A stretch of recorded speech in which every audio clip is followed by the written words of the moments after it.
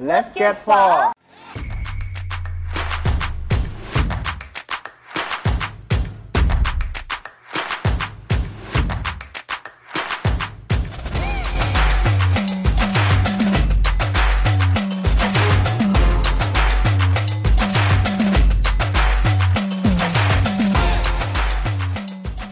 So today I'm sitting down with Jay Dao, the owner of Let's Get Pho, and I'm so excited to be here with you. Thank you for taking a moment to interview with us. I want to share with our viewers, our audience, your story because it's incredible. I know you relocating here from Vietnam as a first-generation Vietnamese American. It's such an inspiring story to see how much you've grown from starting out as a busboy at a pho restaurant to now owning not only one, two, but multiple businesses and shopping centers. Jay, please walk us through your story on how you got started and why Let's Get Pho. Originally, I moved from Vietnam when I was 13, going to school and seeing America, there's a lot of opportunity. You know, like I always dream to like show people like our culture. My family is always into nails. My mom been doing nails since she was like 20 years old. Wow. So when she moved here and then we work for different people here and there. All of us do nails. So I was a busser and I have 2-3 jobs. I work in the casino. You know, I was a busser in the steakhouse. So thanks God I got promoted to be a server. But the thing is like when it's busy season, I work every day. But like when it's slow season, I have like 1-2 days a week. So like, you know, as a young blood, you always want to make more money. You're always chasing your dream. Yeah. And I didn't like nail art first, but thankful that my mom walked me into the industry. You know, I work every day. I see the money is there. That's the only possible way for me to make some money, for me to follow my dream. And I just keep going. I worked with my mom since 2014 until 2019, like every day. Okay. Because my dream is to own my own business one day. And on 2019, there's an opportunity. I took it over. You know, I just keep working hard every day. And what opportunity came available in 2019? 2019, we were driving by this area, and then I know there's a Costco coming across the street.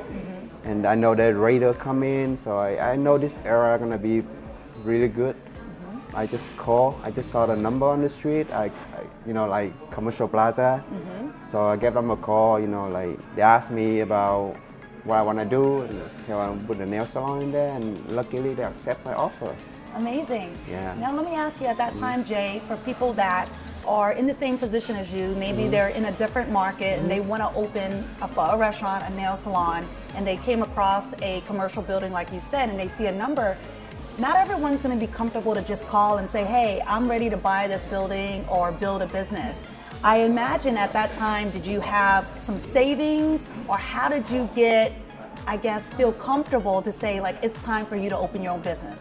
Like how did you get prepared for that? Actually, if I can coach some people, I will say they start saving money from now on. Sure. And when you have opportunity, take it. Back then, I didn't have enough money, but what would you say is enough money? I know, but like, you know, but I have a business. I have some money. I save up some money, but it's not enough. So when we take over this building, this nail salon, we have to pay for the bill outright. But I didn't have enough money. I didn't know anything about loan. So basically what I did is I work every day. For that year, I holiday. When I'm sick, I'm still coming to work. We never close, yes. We never close. Save up my money for the whole straight year. Amazing. And no gambling. But no gambling. But to be honest with you, there's better way. Like you said right now, you can do loan and, you know. Leverage is better right now. That's a key word, man. A lot of people, you know, especially in our generation, right, Jay? Yeah. People feel they're afraid. They don't want to take out a loan. They don't want to be in debt. But what I want to coach this generation is, in order to grow your wealth, to grow your portfolio, you need to use other people's money to make money, right? Yes. There's a difference between good debt and bad debt. If you're going out buy cars and jewelry, that's not necessarily appreciating as much as a business or a home, Yes. right? And so I'm very excited to hear that you understood that concept very early on. Yeah. So started working with mom for about 5 years, saved enough money, and now here we are at Let's Get Pho. Tell Yes. us why how did you come up with that name? So it's a whole team. We were talking. We have a management team here, about 4 or 5 people who work under me, and we always talk about, like, we come up with like pho noodle house. But like when we're from Vegas, we want something like, you know, a little bit more dirty. Dirty. I love it. Dirty. No, dirty, but like in the same time, Funny, just like, funny, you know. And it's like, hey, let's go get some pho. Let's get some pho, yeah. It's everyone's, you know, like, and oh, let's I'm get hungover. let's get pho. Let's get pho. You know, like we even have an item called for yourself. So, For you know, yourself. yeah. For It's yourself. actually funny. It's like we always make joke, but this is only the insider for the management. Sure. So when Let's we have hear a it. picky client on our business, just What do tell y'all them to say? go get for yourself.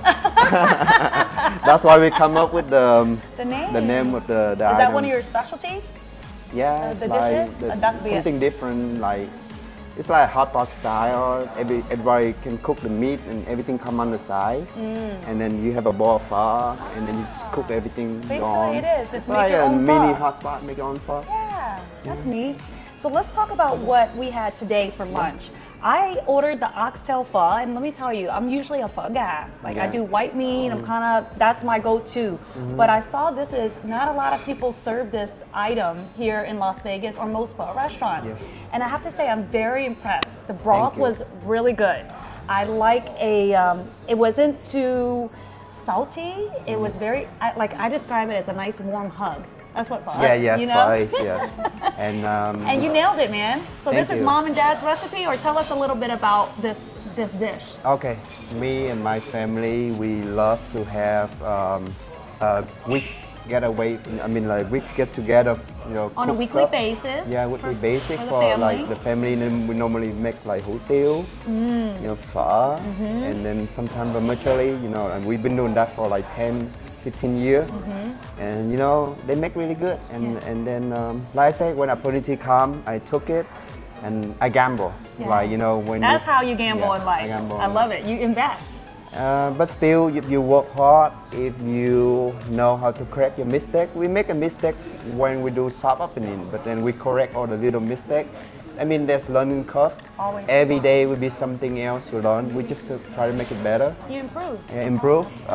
With the pho broth, it's all family recipe. My dad, he not stand there and cook. He just came in the morning. He make sure all the Oversee, broth, make make everything's sure in all the place. broth is good, and then you know the broth have to be on point, have to be fresh every day. It's fresh every day make. I can tell. The key important is have to be fresh.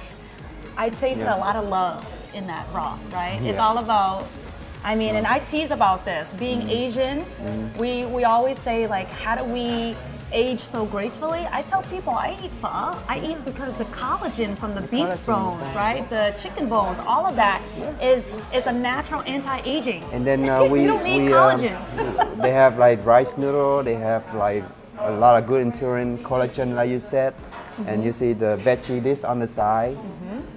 You know, that's like it's a good meal, balance. Yeah, Vietnamese food is always healthy, so that's I tend to do like always dream to open one just to show our culture. You know, like what a good food is.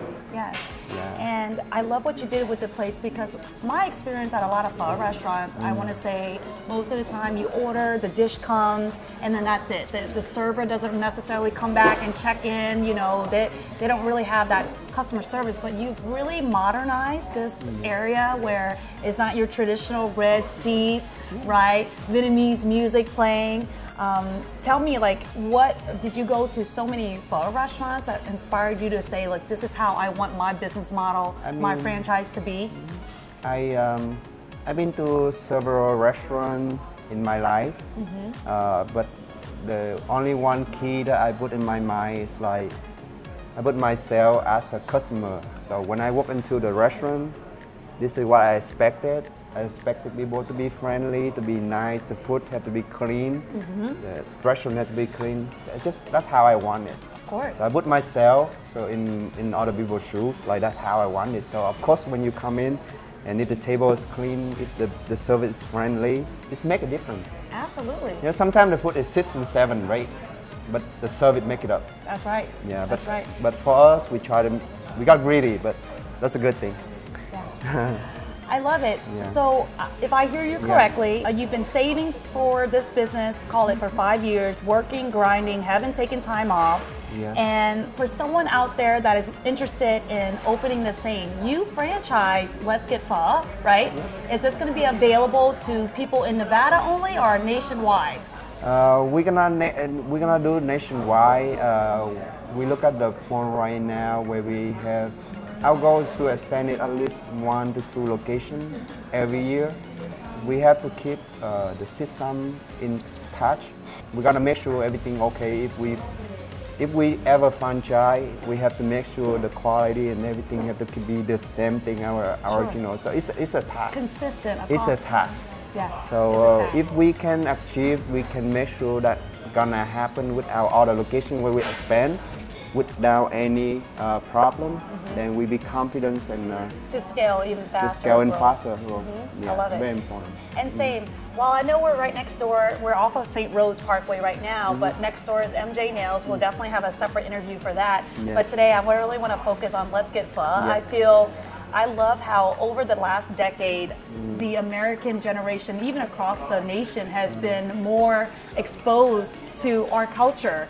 They are very comfortable to go to a pho restaurant and be able to order it because maybe they love that it's all of the flavor, the different, the things like you said, the pho. So I'm really excited that we were able to have this interview today. Yes. I think really what I want to learn is, are you hiring? How do I learn how to make mom and dad's pho? I want to say chúc mừng năm mới em. Chúc mừng năm mới chị. Yes. To the audience out there, chúc mừng năm mới and thank you for listening to my story. Absolutely. I hope your năm mới will be really successful and chúc mừng năm mới sức khỏe dồi dào, kiếm tiền thiệt là nhiều tiền. Yes. Yes. And you have to be happy. That's right. Chúc suốt ngày hạnh phúc. Yeah, very important. You heard it from his mouth directly. I'm so inspired. He is a young entrepreneur that is really making things happen, and I aspire to help a lot of people like yourself get where you are. If you're interested in opening a Let's Get Pho or MJ Nails, Jay's information is below. We'll share all of that with you, and if you have any questions, be sure to drop that in the comments below.